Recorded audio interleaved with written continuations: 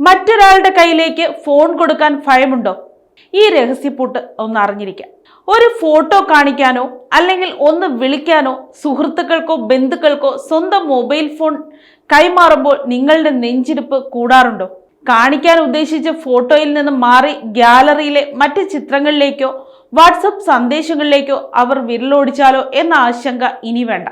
നമ്മുടെ സ്മാർട്ട് ഫോണുകളിൽ തന്നെയുള്ള എന്നാൽ അധികമാരും ശ്രദ്ധിക്കാത്ത ഒരു സുരക്ഷാ ക്രമീകരണത്തെക്കുറിച്ചാണ് സാങ്കേതിക ലോകത്തു നിന്നുള്ള പുതിയ റിപ്പോർട്ടുകൾ.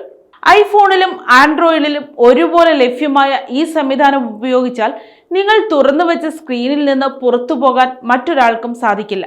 ഐഫോൺ ഉപയോഗിക്കുന്നവർക്ക് ഗൈഡഡ് ആക്സസ് എന്ന സംവിധാനമാണ് തുണയാകുന്നത്. ഫോണിലെ സെറ്റിംഗ്സിൽ ആക്സസിബിലിറ്റി എന്ന വിഭാഗത്തിൽ പോയി ഇത് ഓൺ ചെയ്യാം. സൈഡ് ബട്ടൺ 3 വട്ടം അമർത്തിയാൽ ഈ ലോക്ക് വീഴും.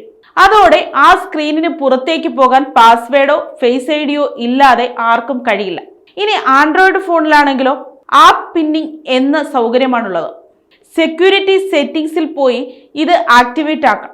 ഏത് ആപ്പാണോ മറ്റൊരാൾക്ക് നൽകുന്നത് ആ ആപ്പ് മാത്രം സ്ക്രീനിൽ പിൻ ചെയ്തു വെക്കാൻ ഇതിലൂടെ സാധിക്കും. സ്വകാര്യത സംരക്ഷിക്കാൻ ഈ ചെറിയ വിദ്യ ശീലമാക്കുന്നത് നന്നായിരിക്കും എന്നാണ് വിദഗ്ധർ ഓർമ്മിപ്പിക്കുന്നത്.